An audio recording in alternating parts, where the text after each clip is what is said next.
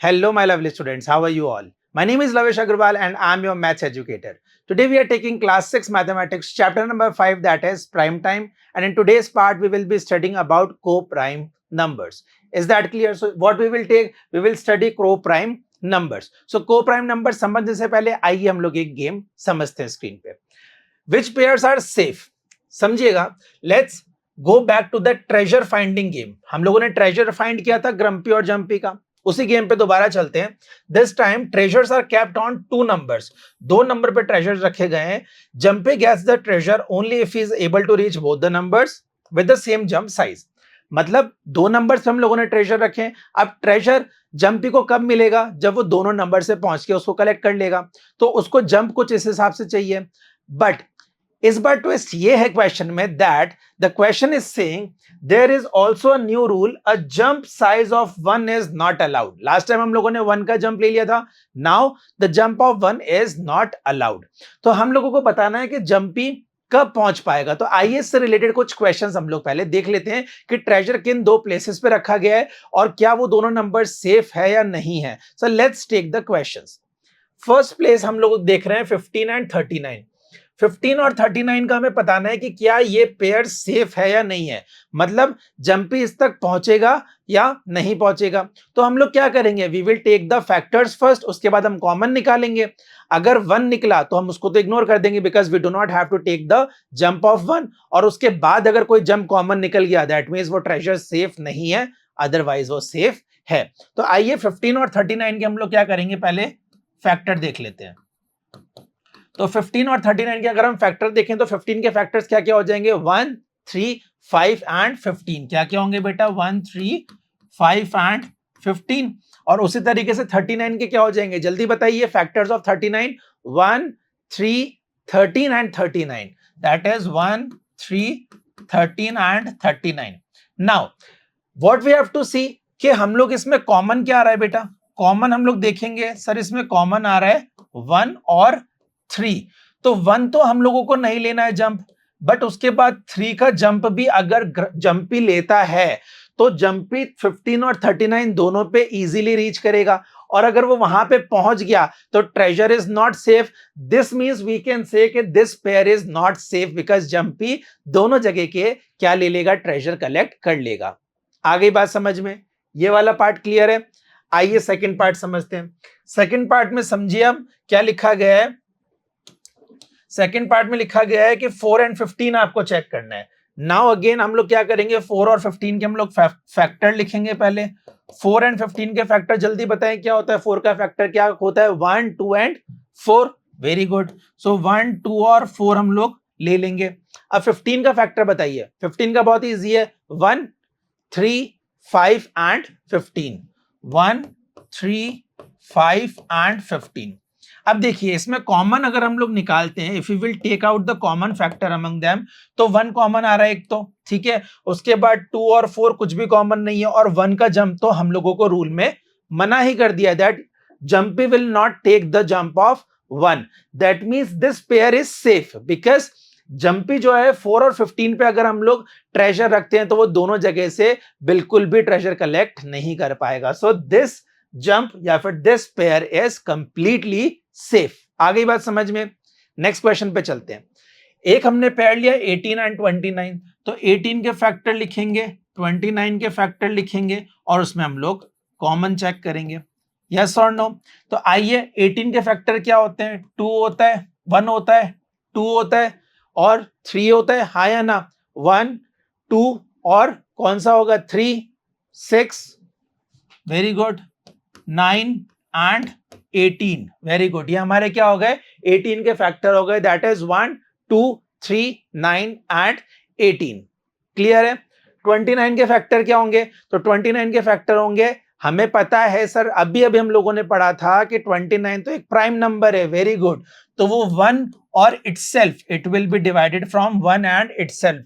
तो यहां पे जो कॉमन आ रहा है दैट इज ओनली 1, और 1 हम लोगों को लेना ही नहीं है jump. if 1 is not the part of the jump, that means there is no other common factor. If there is no other common factor, that means this pair is also safe, that jumpy will not able to collect the treasure from both the places. आ गई बात समझ में. Very easy, शाबाश। Next देखते हैं 20 और 55 का।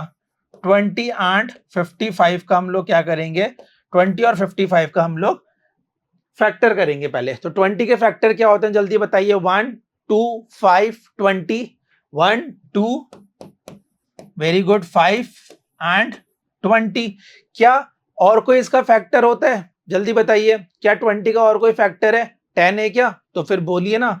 तो अगर हम लोग चलिए 10 भी लिख लेते हैं यहाँ पे, ठीक है, 1 2 5 20 और 10 भी हम इसका फैक्टर लिख लेते हैं। वैसे हम लोग क्या करेंगे, 55 का करेंगे। तो 55 का क्या होता है, 1 5 और 55 का 11 होता है क्या? बिल्कुल होता है। 11 is also factor and 55 is also a factor. तो अगर हम 10 को बेटा इरेज कर दें तो कोई दिक्कत नहीं है, बिकॉज हम लोगों ने यहाँ पे 2 और 5 ले लिया। तो इसमें से कॉमन निकालो, 1 कॉमन आ रहा है, सॉरी, यहाँ पे हम लोग लिखेंगे 1 3 और इसमें लिखेंगे 1 5 11 एंड 55। 20 का यही है, 1 3 5 और 20, यही है 20 का। यस और नो? Very good. 1 2 5 और 20 एंड 55 का क्या है, 1 5 11 एंड 55। अब इसमें कॉमन निकालेंगे हम लोग। कॉमन क्या हो जाएंगे सर? Common is 1 and 5। तो 1 के अलावा इसमें 5 भी कॉमन आ रहा है, सो दैट मींस ये वाला क्या है, सेफ नहीं है, बिकॉज जंपी जो है अगर वो 5 के जंप लेगा तो वो दोनों तरफ से ट्रेजर इजीली कलेक्ट कर लेगा। तो आपको इससे क्या समझ में आया? हम लोगों को इससे ये समझ में आया कि इसके अंदर अगर 1 को छोड़ के बाकी नंबर्स अगर आ रहे हैं तो जंपी जो है वो ट्रेजर कलेक्ट कर पा रहा है। अदरवाइज अगर हम 1 के जंप नहीं लेते तो जंपी जो है वो ट्रेजर कलेक्ट नहीं कर पाएगा। तो यही हमारा नेक्स्ट टॉपिक है जो आपको समझना है, दैट इज को-प्राइम। तो को-प्राइम नंबर्स होते क्या है? Two numbers are said to be coprime to each other if they have no common factor other than 1। अगर 1 के अलावा उनका कोई भी फैक्टर कॉमन नहीं है, दैट मींस वो क्या है, को-प्राइम है। तो आइए इसको डेफिनेशन को दोबारा देखेंगे। Two numbers are said to be coprime to each other if they have no common factor other than 1। 1 के अलावा कोई भी फैक्टर उसका कॉमन नहीं होगा, उनके बीच में सिर्फ 1 ही कॉमन होगा। तो हम लोग इन क्वेश्चंस में देखें तो इसमें हमारा कॉमन 1 है, उसके अलावा कुछ है नहीं। तो ये क्या है हमारा, जल्दी से बताइए क्या है, ये हमारा को-प्राइम है या नहीं है? क्योंकि 1 के अलावा कोई भी इसमें कॉमन नहीं है। फिर ये हमारा 1 के अलावा कोई भी कॉमन नहीं है, इसमें 1 के अलावा कॉमन है, इसका मतलब ये प्राइम को-प्राइम नहीं है। समझ में आया? तो ये हमारा को-प्राइम कहलाता है। Is that clear? समझ में आ गया? आ गया तो चलिए आगे चलते हैं और हम लोग देखते हैं कि एक क्वेश्चंस क्या कहते हैं। Find examples for each statement above. आपको एग्जांपल बताना है यहां पे स्टेटमेंट का। इन्होंने बोला है sometime the first common multiple was the same as the product of two numbers. इन्होंने बोला है कि जो फर्स्ट कॉमन मल्टीपल होता है वो सेम होता है प्रोडक्ट ऑफ टू नंबर्स के। तो आइए ये हम जानते हैं कब पॉसिबिलिटी होती है। This is only possible if the number is coprime. कब पॉसिबल है ये? Only if numbers are coprime. जैसे हम लोग को-प्राइम नंबर लेते हैं एक 3 और हम लोग लेते हैं एक पेयर 5। 3 और 5 का अगर हमने पेयर लिया तो बेटा 3 और 5 का अगर हम पेयर लेंगे तो इसका प्रोडक्ट क्या आएगा? Product means multiplication. तो 3 इंटू 5 इज 15। अच्छा, इसका हम अगर एलसीएम लेंगे 15 का तो वो कितना आएगा? हम लोग कह सकते हैं कि इनका एलसीएम भी कितना आ जाएगा बेटा 3 और 5 का अगर हम बोले तो जल्दी बताएं। इसका एलसीएम भी कितना आएगा? इसका एलसीएम भी हो जाएगा 15। तो इसका मतलब ये दोनों वैल्यूज तो सेम है। तो इसमें यही तो बोला है कि जब फर्स्ट कॉमन मल्टीपल जो है और इनका जो प्रोडक्ट है उन दोनों का आंसर क्या होता है? सेम होता है। बट ये चीज कब पॉसिबल है? ये स्टेटमेंट तब पॉसिबल है when the digits are coprime. Digits क्या होनी चाहिए बेटा? ओनली को-प्राइम होनी चाहिए, तब ही ये स्टेटमेंट करेक्ट कहलाएगा। Is that clear? समझ में आ गया? नेक्स्ट क्वेश्चन देखिए इसका। इसमें बोला गया eight other times the first common multiple was less than the product of number. जो कॉमन मल्टीपल है वो कम होगा, मतलब यहां पे बोला गया है फर्स्ट कॉमन मल्टीपल जो होगा वो कम होगा उनके प्रोडक्ट से। तो आइए 2 नंबर हम और ले लेते हैं। क्या हम यहाँ पे 4 और 6 ले लें, चलिए 4 और 6 लेंगे तो इस बार हमने को प्राइम नहीं लिए, तो इसका अगर हम प्रोडक्ट देखते हैं बेटा, तो प्रोडक्ट क्या आएगा 4 एंड 6 का 24 आएगा, है ना। और अगर हम लोग 24 का एलसीएम लेते हैं तो 24 का अगर हम लोग एलसीएम लेते हैं, या चलिए 4 और 6 का अगर हम एलसीएम लेते हैं, 24 का नहीं, we will take the LCM of 4 and 6, ठीक है। तो 4 एंड 6 का एलसीएम क्या आएगा, जल्दी बताइए मेरे को। 4 एंड 6 का एलसीएम क्या 12 आ जाएगा। इसका मतलब जो फर्स्ट कॉमन मल्टीपल जो है वो प्रोडक्ट से लेस है, तो वो कब पॉसिबल है, when numbers are not co-prime, when numbers are not co-prime. Is that clear? At other times first common multiple is less than the product. First common multiple जो है वो प्रोडक्ट का कम है। ये कब पॉसिबल है, when numbers are not co-prime, जब वो नंबर्स co-prime नहीं होंगे। और फर्स्ट स्टेटमेंट कब पॉसिबल है, जब स्टेटमेंट में आपके नंबर्स जो हैं वो क्या होंगे, दे आर को-प्राइम। ये दोनों क्वेश्चन समझ में आ गए, क्लियर है। तो आज हम लोगों ने क्या पढ़ा है बेटा, हमने देखा है कि को-प्राइम क्या होता है। को-प्राइम वो नंबर्स होते हैं उन जिनके बीच में 1 के अलावा कोई भी कॉमन नहीं होते हैं नंबर्स, उन्हें हम लोग क्या कहते हैं, को-प्राइम नंबर्स कहते हैं।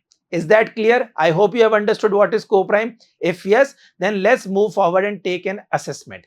In the assessment, first question is saying, what are co-prime numbers? Co-prime numbers क्या होते हैं, हम एक क्विक रिवीजन वापस देख लेते हैं। Co-prime numbers, two numbers which have no common factor other than 1.